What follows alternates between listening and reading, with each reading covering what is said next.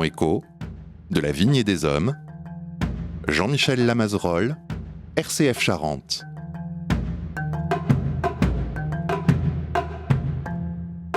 Bonjour à toutes et à tous, bienvenue dans De la Vigne et des Hommes.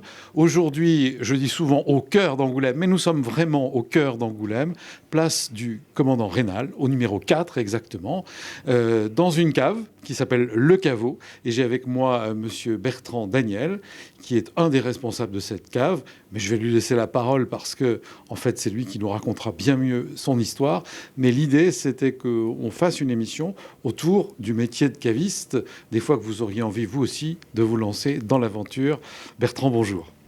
Eh bien, bonjour. Alors, j'allais dire, et je l'ai dit en présentant, comment devient-on caviste et cet endroit, comment vous l'avez pensé ou comment ça s'est passé tout ça? Racontez-nous. Bon, déjà, on ne devient pas caviste par erreur. C'est avant tout du passionnel, je pense.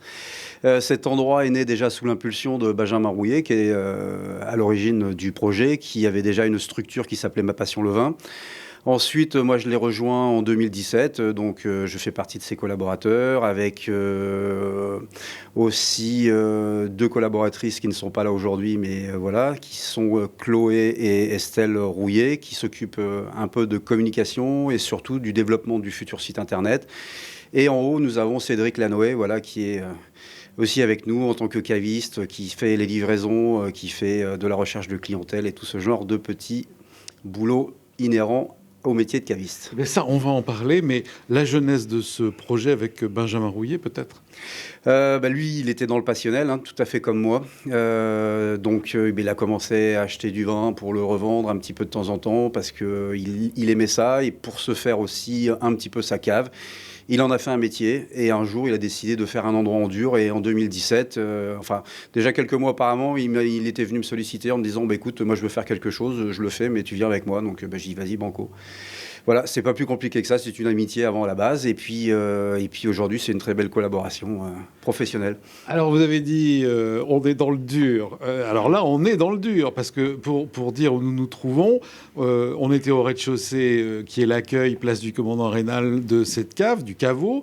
Et là, on est descendu dans ces magnifiques caves voûtées. Angoulême est un gruyère, mais il y a plein de caves comme celle-ci sans doute. Mais celle-ci est très bien restaurée et parfaitement jointée. Et de chaque côté, nous sommes entourés de rangées de bouteilles et même derrière moi, enfin de partout, j'allais dire, avec un plot central, avec des expositions de bouteilles. Je pense que c'est ouvert au public et il y a des bouteilles de qualité, mais on en parlera. Donc ça, c'était pour la partie dure. Et j'ai envie de revenir vers vous. Vous m'avez dit qu'en préparant l'émission, vous n'étiez pas du tout là dans ce domaine, vous étiez plutôt dans la production de son, images, etc. Et vous me parlez depuis 2 fois de passion de votre ami Benjamin, votre propre passion. Elle est née comment, cette passion, et qu'est-ce qui a forgé? Parce qu'il faut quand même un certain nombre de connaissances, même si on apprend sur le tas. Lui, il a commencé comme ça à vendre. Il s'est fait sa cave, il s'est fait son idée, il s'est fait son palais aussi, sans doute. Je dois remercier Cécile Malesco, qui est la présidente des sommeliers de la Charente, de nous avoir mis en contact, Bertrand. Comment ça s'est fait tout ça chez vous autour de cette histoire de vie? Oui. Alors déjà, pour partir au début de la genèse, Benjamin déjà était un peu du sérail, dans le sens où il a fait je crois un BEP Vitiono, donc il s'intéressait déjà beaucoup à ça, et après il a aussi appris à faire de la distillation, donc il est distillateur aussi de métier. Donc il a cette activité-là, mais il a aussi une activité de viticulteur, de distillateur et tout ça en fait, donc il connaît très bien le métier. Donc après, le côté passionnel du truc, c'est aussi les rencontres, c'est aussi le goût pour le produit, c'est-à-dire de goûter, de tester, d'aller dans le terroir, d'aller rencontrer des gens qui ont une philosophie tout à fait différente et atypique. La diversité de tout ce qu'on a en France, parce qu'il ne faut juste pas négliger ce petit détail. Aujourd'hui, on est un des, on va dire, le premier ou le deuxième pays du vin. Ça dépend si on est un peu plus chauvin ou pas. Il y a l'Italie. Je pense qu'en termes de diversité de cépages, en termes de diversité de vins et de choses intéressantes, je pense qu'on est un peu au-dessus de l'Italie, très honnêtement. Et donc, ce qui fait que c'est un puits sans fond et on peut passer sa vie, je pense, jusqu'à 110 ans si, si les dieux nous le permettent, à toujours goûter, tester, aller découvrir des choses en fait. Et c'est ce qui est absolument magnifique, quoi. C'est-à-dire qu'en plus d'une année à une autre, ça change, d'un terroir à un autre, ça change. Et donc c'est vraiment, c'est que je me répète encore une fois, c'est un puits sans fond. Et en termes de connaissances et de culture, c'est abyssal et c'est ultra enrichissant. Bien, et vous le disiez, vous le soulignez, il y a certes des vins différents, mais aussi des personnalités atypiques différentes. Ah oui, ça c'est vraiment un métier dans lequel on a alors soit des personnages, on va parler de Bordeaux, très mainstream, costumes, cravates, qui sont plutôt des investisseurs et qui mettent pas trop le pied dans les vignes. Mais bon, ça, on va pas relever ce genre de choses. Et après, on a vraiment les vignerons purs et durs qui ont voilà, les pieds dans la boue et qui, eux, sont totalement investis par ce qu'ils font. Et d'ailleurs, ils ont des types, généralement, de viticulture totalement différentes. Bien, alors là, je dois dire que l'abus d'alcool est dangereux, comme ça sera fait. Et moi, je vais vous dire, comment est-ce qu'on construit une cave comme celle-ci, sans doute petit à petit. Qu'est-ce qu'on a envie de mettre dedans, parce qu'on y met un peu de soi, on a envie de faire découvrir, et on a envie que ceux qui viennent nous rencontrer eh bien, puissent partir avec le meilleur vin possible, soit pour le boire eux-mêmes, soit pour l'offrir. Alors là, c'est complexe. Il y a plusieurs choses qui se dessinent à travers ça. Déjà, il y a notre propre volonté. Il y avait la volonté de Benjamin au début. Moi, je suis venu, j'ai ramené forcément ma pierre à l'édifice. Et chaque collaborateur, je pense, de manière intrinsèque, ramène sa pierre à l'édifice. Après, une cave aussi se construit aussi aux fonctions des demandes. Il ne faut pas oublier qu'en fait, on a des gens qui sont en face de nous qui s'appellent des clients, même si j'aime pas trop ce terme. Mais c'est une vérité absolue du marché. Et donc, en fait, ces gens-là nous font des demandes et c'est vrai qu'on va chercher aussi à travers ça. Et puis après, c'est à travers les rencontres, c'est à travers les salons qu'on fait, c'est à travers les périples que l'on fait dans les vignobles des quatre coins de la France. Et donc, une cave se dessine en fonction de ça. Alors nous, on a quand même un profil atypique, c'est qu'on est extrêmement gourmand avec Benjamin. Et c'est vrai qu'on va très loin dans la recherche de références. Je pense qu'un caviste à peu près classique... je ne sais pas, sur une référence, je ne sais pas, de Châteauneuf-du-Pape, va avoir 3-4 références. Nous, on en a 30 ou 40. Vous voyez, on essaye d'avoir une diversité, en fait, de vignerons dans chaque appellation parce qu'on estime qu'ils n'ont pas tous le même goût, ce qui est une vérité. Ils n'ont pas tous la même philosophie. C'est pas toujours le même prix aussi, parce que c'est quelque chose qu'il faut prendre en compte aussi. Et il faut qu'on essaye d'en trouver pour tout le monde. Alors comment on va sélectionner? On a des catalogues, on va voir les viticulteurs sur le terrain. Comment faites-vous? La première chose, nous, c'est le goût. Voilà. Quel est le rapport prix-plaisir, entre guillemets? En fait, on peut avoir une bouteille qui vaut, je ne sais pas, qui vaut 10 €, mais qui, dans cette appellation et dans la région, voilà, est hyper représentatif et reste toujours un très bon rapport prix-plaisir. Et après, on va chercher des choses un peu plus exceptionnelles. Et là aussi, ça passe par la dégustation, ça passe par notre connaissance, par de la lecture. Des histoires de catalogue, ça n'existe pas trop. Ça existe, je vais dire, dans le monde du vin un peu plus gros, du vin au kilomètre, ce qui concerne un peu la distribution et tout, on n'a rien absolument contre, parce qu'aujourd'hui, c'est à peu près 80% de la consommation du vin et du marché qui passe par la distribution. Je le sais, j'ai travaillé pendant 7 ans pour le groupement Intermarché pour le vin, donc je suis entièrement au courant de ce sujet-là. Et d'ailleurs, c'est des très bons vecteurs aussi, parce que s'il n'y avait pas ces gens-là, les viticulteurs ne pourraient pas, et les vignerons ne pourraient pas marcher aussi fort. Mais aujourd'hui, nous, notre métier de caviste, c'est d'aller vraiment chercher, c'est d'aller vraiment fouiller, c'est de goûter, c'est d'être fort de propositions, et surtout d'avoir de la pertinence et vraiment de connaître notre sujet. Aujourd'hui, je pense que c'est ce qui pêche un petit peu dans le métier. Je pense que peut-être ça manque un peu de professionnalisme et vraiment de passion. Il ne faut pas oublier ce petit détail. On l'a bien compris. Moi, j'avais 2 questions qui peuvent se rejoindre. Comment on va dire qu'il y a des libraires indépendants, vous êtes des cavistes indépendants, et il y a des cavistes qui ont des franchises. Je ne vais pas citer les noms, mais voilà. Donc, eux, comment choisissent-ils? Est-ce qu'on la franchise doit leur fournir peut-être une gamme déjà prête? Et pareil, donc là, on a des gens qui se lancent dans le métier de caviste parce que ça peut leur plaire, et puis comme vous dites, c'est de la passion, puis enfin, c'est festif, entre guillemets. et qui peuvent se lancer parce qu'ils ont une base qui leur est toute donnée. Vous, il y a quand même une différence. Oui, il y a une nette différence. Je sais que, voilà, on va pas donner le nom des franchises, mais tout le monde les connaît. Ce genre de groupement, c'est très verrouillé. Il y en a où c'est extrêmement verrouillé, c'est-à-dire qu'ils n'ont droit qu'à 5% d'amplitude de leur choix dans une cave. Je pense que c'est compliqué. Donc en fait, eux, clairement, ils ont un catalogue, une base, ils appuient sur un logiciel le matin pour commander, et puis voilà, donc ça s'apparente un peu à de la distribution. Nous, on est dans une démarche totalement différente.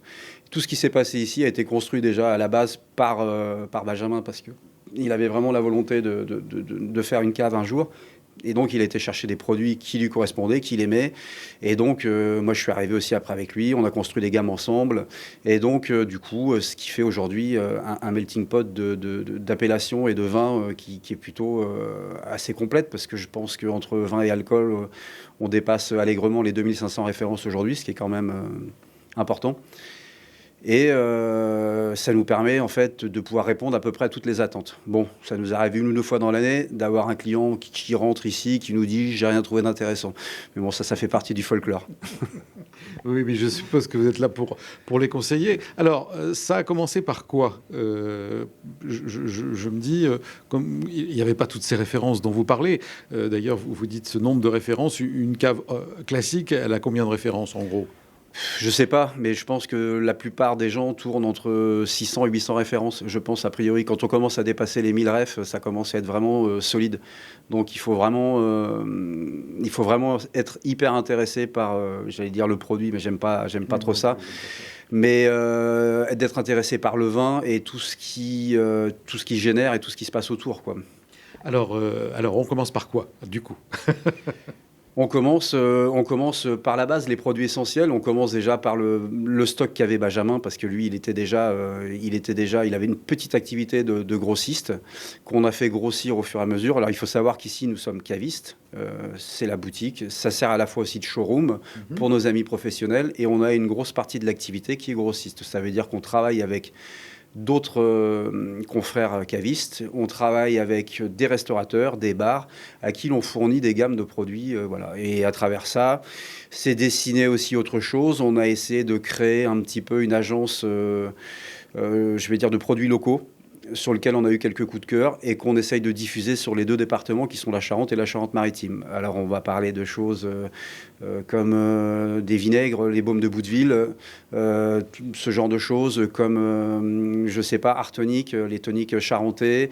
Nous faisons 3 vins charentais qui sont le Petit Marron, Picrus et les Bécasses blanches. Voilà, on a essayé de faire un espèce de petit truc vraiment charentais, premium, avec quelques marques de cognac, Fanny Fougerat, de Man Bertrand, et parce qu'on estime qu'il faut qu'on arrive quand même à cultiver la culture charentaise. Aujourd'hui, on souffre en fait de ça.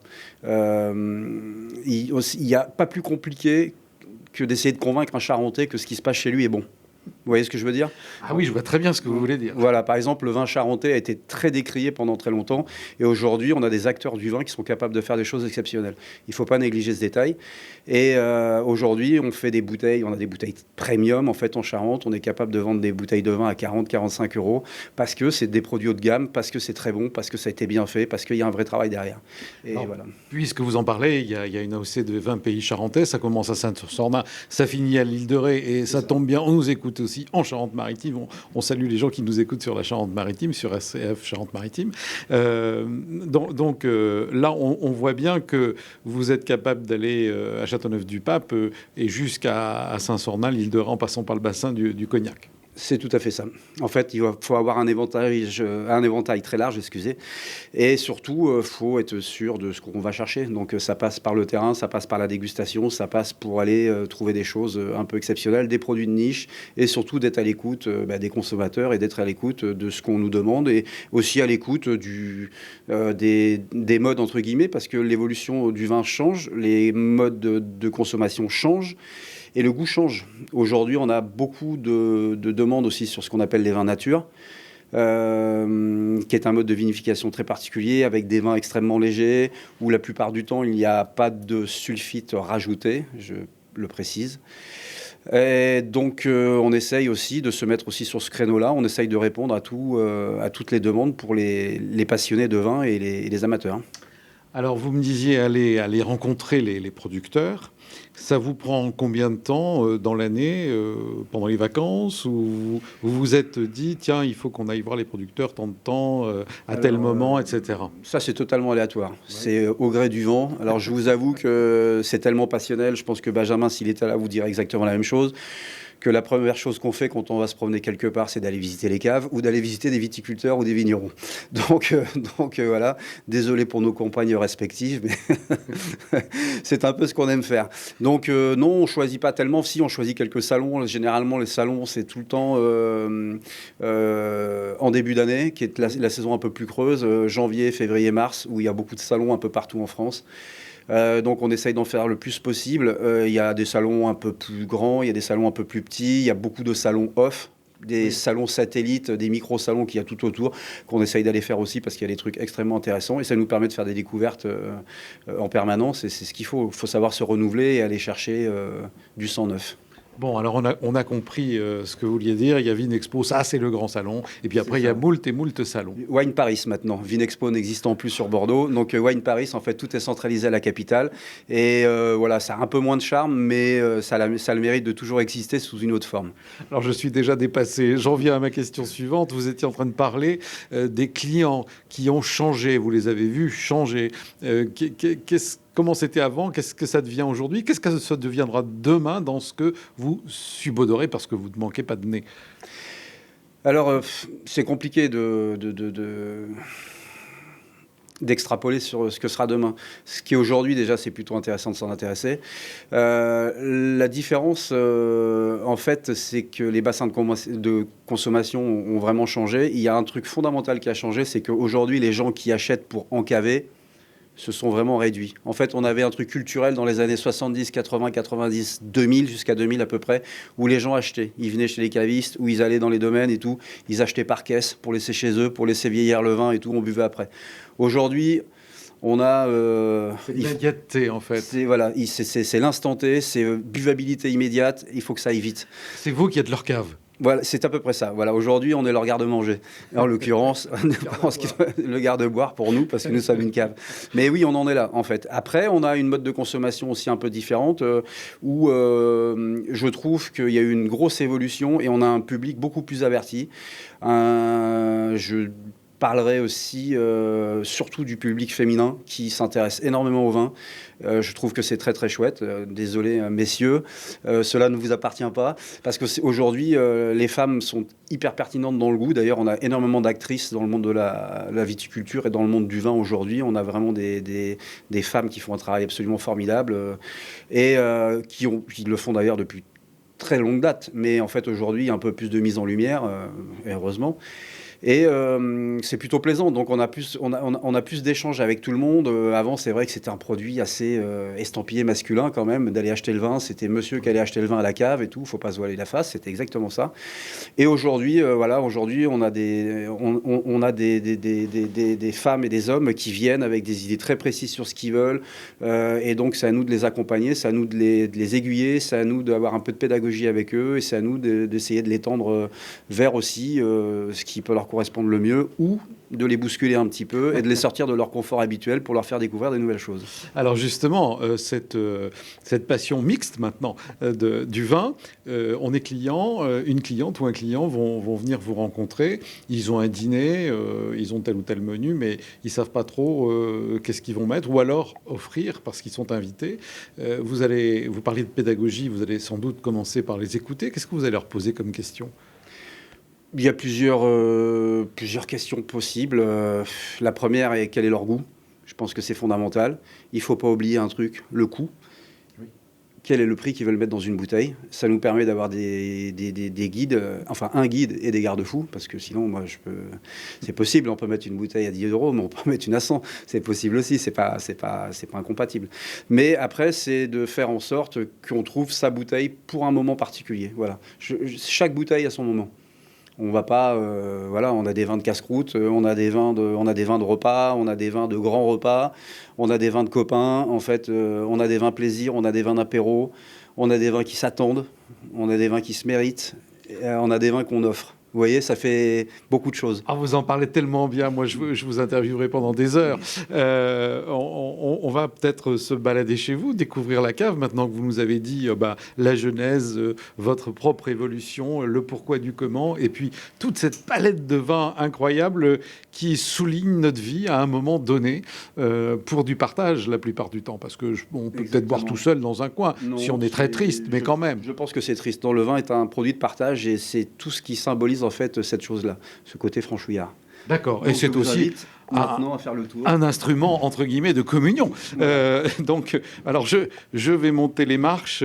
Kenan qui nous filme, si il ne peut pas monter, c'est pas grave, il va nous filmer autrement. Je vous rappelle, j'en profite pendant que je monte les marches, que vous pourrez revoir et réécouter cette émission en podcast sur rcf.fr ou la visualiser sur Télé 16. Ça sera toujours un plaisir. Donc là, on ascensionne. On a une réserve avec des cartons sur le côté en montant l'escalier. J'allais dire qu'on était presque dans la crypte de la chapelle et maintenant on monte dans le Saint des Saints et on est dans la boutique avec une petite musique de fond. Cédric qui est derrière l'ordinateur et ça on en parlera peut-être tout à l'heure. Mais qu'est-ce qu'on découvre quand on est chez vous? Je vois chez Bertrand, j'ai fait une émission chez eux. C'était passionnant parce que c'est des passionnés. C'est une passionnée. Avec Thérèse et Samuel. Exactement. Alors c'était Thérèse, moi, et à travers le livre de Monique Filiou, parce que vous parliez des femmes, qui a écrit donc les femmes du cognac de l'ombre à la lumière, et c'est d'ailleurs elle qui est en photo de dos sur la page de couverture. Donc ça me fait plaisir de me retrouver en face des bouteilles Bertrand. Alors là, ce sont les spiritueux. Une partie infime des spiritueux. Alors si vous voulez faire le tour avec nous, Eh bien, on fait le tour, oui. donc vous voyez, donc en fait ici on a la partie pinot, des parties whisky, des gins. Là on est sur des alcools en fait qui ont plus de typicité, du saké, beaucoup de saké. Il y a des grosses demandes en fait sur ce genre d'alcool. Ça, Voilà. c'est nouveau, sans doute. Non, c'est pas forcément nouveau en fait. Je pense qu'il y a une vraie culture saké, mais que peut-être certaines personnes n'ont pas essayé de le développer. Nous, en fait, on essaye de faire une gamme un peu large parce que vous voyez, on a à peu près une dizaine de sakés.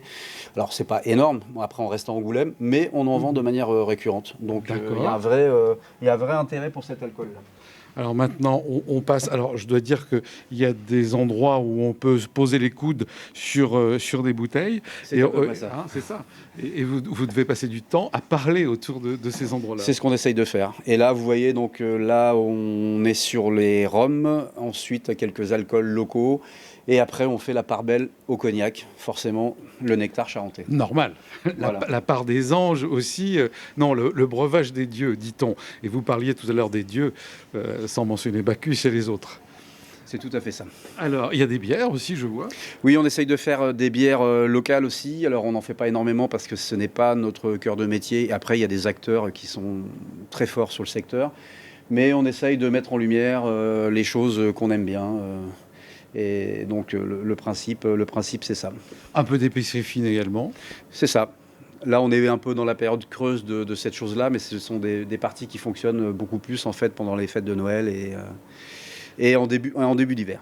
Alors, effectivement, je me trouve devant une vinothèque ou une cognathèque, exactement, avec moult marques de cognac, que ce soit Bécassis, Hein, Tesseron, etc., Le Cas et autres. Vous avez fait la part belle. Et d'ailleurs, c'est quand on rentre en face de nous.